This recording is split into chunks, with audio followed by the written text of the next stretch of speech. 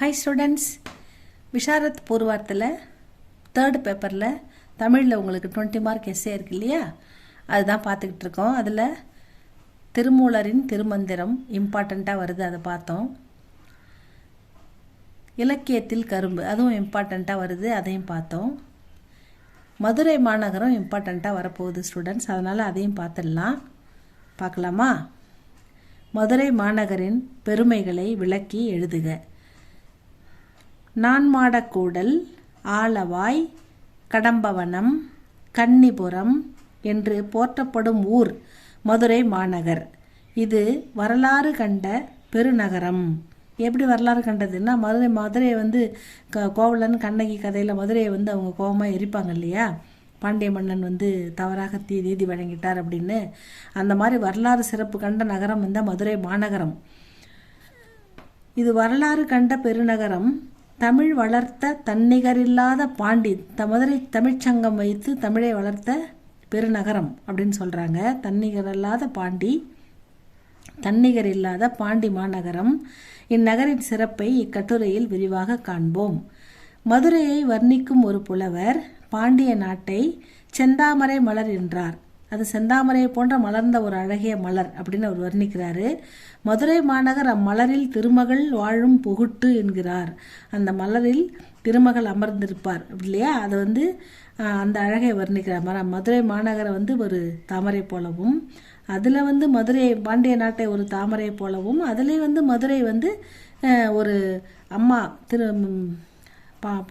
அதாவது அம்மலரில் திருமகள் அமர்ந்திருப்பாங்க இல்லையா, தாமரை பூவில், அதை வந்து மதுரை, அந்த மதுரை வந்து திருமகளுக்கு நிகரானதுன்னு சொல்கிறாரு. அம்மலரில் திருமகள் வாழும் புகுட்டு என்றார். இவ்வாறே பரஞ்சோதி முனிவரும் திருவிளையாடற் புராணத்தில் பாண்டி நாடு எனும் நங்கைக்கு, பாண்டிய நாடே ஒரு நங்கை, ஒரு பெண், அழகான பெண் என்று வர்ணிக்கிறார். பாண்டிய நாடு என்னும் நங்கைக்கு மதுரை எழில்மிகு திருமுகம் என்றார். பாண்டிய நாட்டையே ஒரு நங்கையாக உருவகப்படுத்தி அதிலே மதுரையை வந்து ஒரு அழகான முகம், அழகிய முகம் என்று சொல்கிறார். மதுரை ஒரு அழகான முகம் என்று வர்ணிக்கிறார். இம்மதுரையில் வாழ்ந்து கொண்டிருக்கும் பொழுதே ஜீவன் முக்தி கிடைக்கும். ஆதல் ஜீவன் முக்தினா நம்ம வாழ்க்கைக்கு ஒரு முக்தி கிடைக்கும், ஒரு நற்கதி கிடைக்கும், நம்ம வந்து நற்கதியோடு போய் சேருவோம் அப்படின்னு சொல்கிறாரு. இந்த மதுரை மாநகரத்தில் வாழுற மக்களுக்கு முக்தி கிடைக்கும்னு சொல்கிறாரு. ஜீவன் முக்தி ஆதலின் இந்நகரை ஜீவன் முக்திபுரம் என்றும், இம்மதுரையில் எழுந்தருளிய சோமசுந்தர கடவுள் 64 திருவிளையாடல் செய்ததாக திருவிளையாடற் புராணம் கூறுகின்றது. அதாவது மதுரையில் இருக்கிற சோமசுந்தர கடவுள் 64 திருவிளையாடல்களை செய்ததாக சொல்கிறாங்களாம். ஏன்னா அவ்வளவு திருவிளையாடல் புரிஞ்சிருக்கார் அவர் சிவபெருமான். ஒன்று ஒரு விழா நம்ம வந்து திருவிளையாடல் அப்படின்னு ஒரு படத்தில் கூட பார்த்துருப்போம். 2-3 திருவிளையாடல் அவர் புரிந்ததை வந்து நாடகமாக எடுத்திருப்பாங்க, படமாக எடுத்திருப்பாங்க. அது ரொம்ப நல்லா படமாக பார்த்தோம். அந்த மாதிரி அவர் சிவபெருமான் எல்லாரையும் சோதிப்பார். அதுக்கப்புறம் முடிவில் அவர் நல்லதே செய்வார். ஏன்னா அவர் கருணை கடல். அவர் மாதிரி அள்ளி கொடுக்கும் தெய்வம் எதுவுமே இல்லை உலகத்தில்னு சொல்லுவாங்க. அதனால் அவர் வந்து 60 என்ன சொல்கிறாங்க, சோமசுந்தர கடவுள் 64 திருவிளையாடல் செய்ததாக திருவிளையாடற் புராணம் கூறுகின்றது. சங்க இலக்கியங்களில் ஒன்றாகிய மதுரை காஞ்சி இம்மதுரை மாநகரை குறித்து சிறப்பாக கூறுகின்றது. இந்நூலை பாடியவர் மாங்குடி மருதனார். மதுரை காஞ்சி என்ற நூலை பாடியது யாருன்னா மாங்குடி மருதனார். பாண்டி நாட்டில் 5 வகை நிலவளமும் சிறம்ப அழகுற பெற்ற நகரம் அப்படின்னு சொல்கிறாங்க. அழகுற அமைந்திருப்பதால் பாண்டியன் பஞ்சவன், பஞ்சவடி என்று 5, பஞ்சன்னா 5, 5 நிலங்களும் அழகுற பெற்ற மதுரை மாநகரத்தை ஆளக்கூடிய பாண்டிய மன்னன் அந்த பஞ்சவன் என்று அழைக்கப்படுகிறான். இப்பாண்டி நாட்டின் நடுவில் அமைந்ததே மதுரை மாநகர். இந்த பாண்டி நாட்டின் தலைநகரம் மதுரைன்னு சொல்கிறாங்க. அப்போ அது நடுவில் அமைந்தது மதுரை மாநகர்.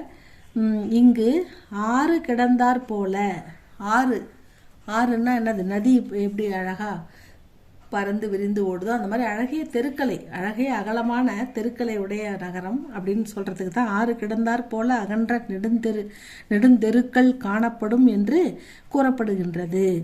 அங்காடி தெருவில் பல்வேறு மொழிகள் பேசுவோர். அங்காடின்னா என்னது? கடைத்தெரு. கடையில் பலவிதமான பொருட்களும் எல்லா விதமான பொருட்களும் விற்கும் கடைத்தெருவை தான் அங்காடி தெருன்னு சொல்கிறோம், அங்காடின்னு சொல்கிறோம். அங்காடி தெருவில் பல்வேறு மொழி பேசுவோர் அங்காடி தெருவில் காணப்படுவர். கோயில்களில் திருவிழா இனிது நடைபெறும் அப்படின்னு சொல்கிறாங்க. மதுரையில் அமைச்சர் அன்பும் அறனும் கொண்டு நன்றும் தீதும் கண்டு பழியின்றி வாழ்ந்தனர் என்று நாச்சினார்க்கினியர் போற்றுகின்றார்.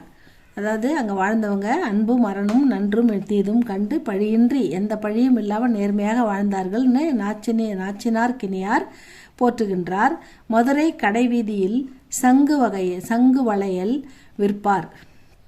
அதாவது மதுரை கடைவீதியில் சங்கு வளையல் விற்பார் சிலர், மணிகளுக்கு துளையிடுவார் சிலர், பூக்கள் விற்பார் சிலர், ஓவியம் வரைவார் சிலர், பொன்மாற்று காண்பார் சிலர். பொன் தங்கம், நல்ல தங்கமா கெட்ட தங்கமா அது எப்படின்னு உரசி பார்க்குறாங்க இல்லையா, அதை பார்த்து சொல்கிறது தான் பொன்மாற்று காண்பார். தங்கத்தை போய் நல்ல தங்கமா கெட்ட தங்கமா எவ்வளோ செப்பு கலந்துக்குது, என்ன விலை போகும்னு மாற்று சொல்கிறது, அந்த தரத்தை பார்த்து சொல்வது அதான் பொன்மாற்று காண்பார் சிலர். புடவைகளை நின்று விற்பார் சிலர். அங்காடி தெருவில் இவ்வளோ அழகாக எல்லாமே பண்ணுவாங்களாம். மதுரையில் சோரிடும் அறச்சாலைகள் பல இருந்தன. அறச்சாலைகள்னா சத்திரங்கள்.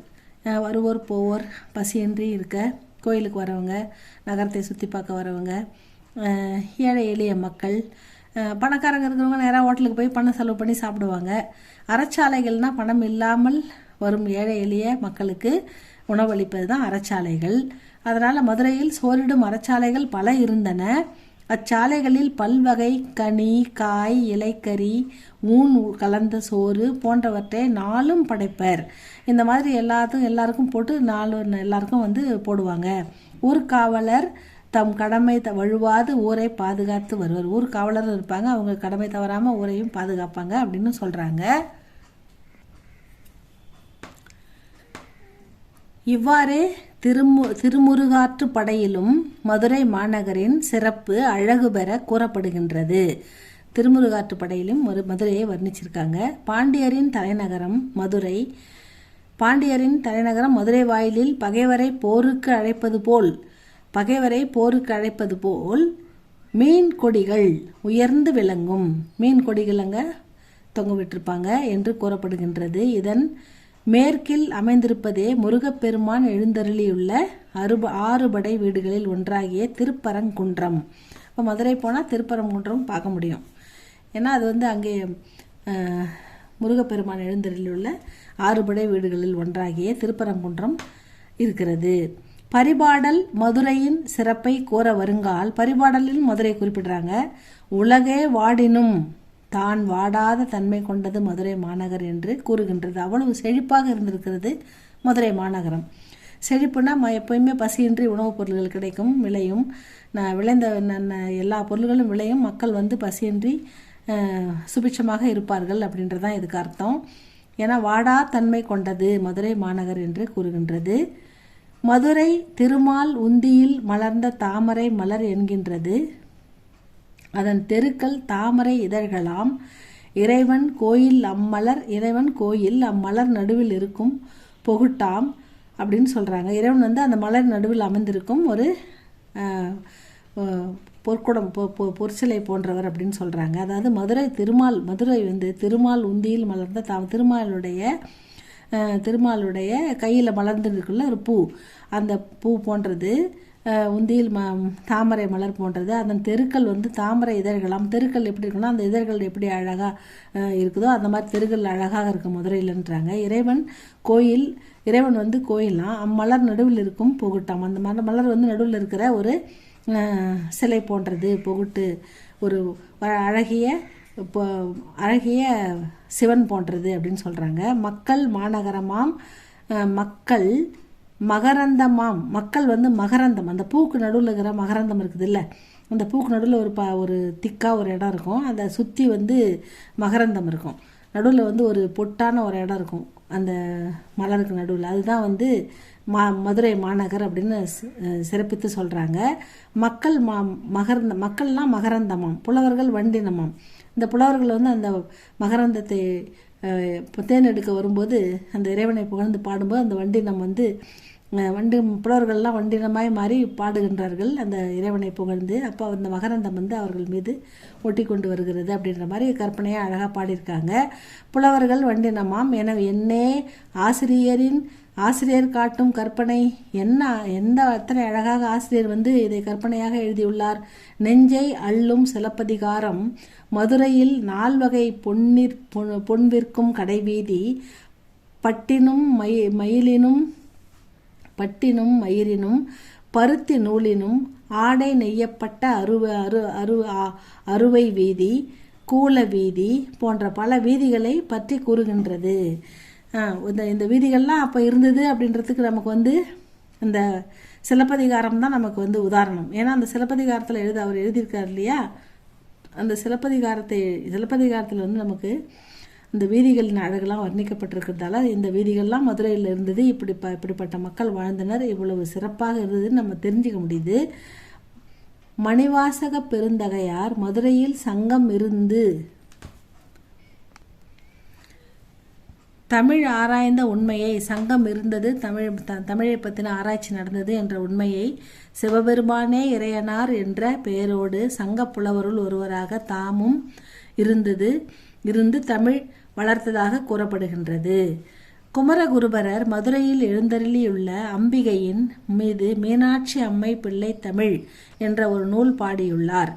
இவ்வாறு சங்கம் கண்டது, தமிழ் வளர்த்தது, தெய்வமனம் கமழ்வது, வரலாற்று சிறப்புடையது நம் மதுரை மாநகர் என்றால் அதன் பழமையை பெருமையை அளவிட்டு உரைக்க முடியுமா? இதுதான் வந்து மதுரை மாநகர் ஸ்டூடெண்ட்ஸ். இதை படித்து எழுதுங்க. இது உங்களுக்கு பிடிச்சிருந்தா லைக் பண்ணுங்கள், ஷேர் பண்ணுங்கள், சப்ஸ்கிரைப் பண்ணுங்கள் ஸ்டூடெண்ட்ஸ். தேங்க்யூ ஃபார் வாட்சிங்.